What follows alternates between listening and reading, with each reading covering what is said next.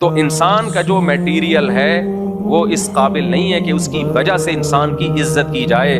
تبھی تو شیطان نے کہا تھا خلقتنی من نار وخلقتہ من طین، جس کو تو نے مٹی سے، اور مٹی بھی بدبودار مٹی، کھنکھناتی مٹی.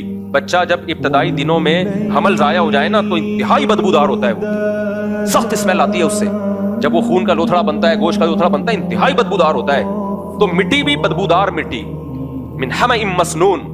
تو شیطان نے اعتراض انسان کے میٹیریل پہ کیا. جس میٹیریل سے اس میں جو مال ڈالا گیا ہے وہ تو گارا ہے، وہ تو مٹی ہے. مجھے تو نے آگ سے بنایا، میں کیوں اس کو سردہ کروں؟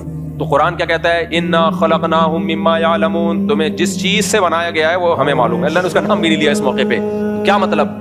تمہارا میٹیریل اس قابل نہیں ہے کہ تمہاری عزت کی جائے، وہ تمہیں جنت میں داخل کر دیا جائے کہ تم بڑے مشک اور عنبر کے ٹیلوں سے بنایا گیا تھا، وہ خس کی خوشبو لے کر اس میں ملایا گیا، پھر اس سے انسان کو بنا کے اس میں آنکھیں، سونے کی آنکھیں فٹ کی گئیں اور ناک چاندی کی لگائی گئی، اور منہ سے جب تھوکتا ہے تو شہد کی نہریں نکلنا شروع ہو جاتی ہیں. ایسا کچھ بھی نہیں ہے. تو جو ہمارا میٹیریل کسی کام کا نہیں ہے تو فضیلت کے لیے اور جنت کے لیے عمل کے علاوہ ہمارے پاس کوئی آپشن نہیں.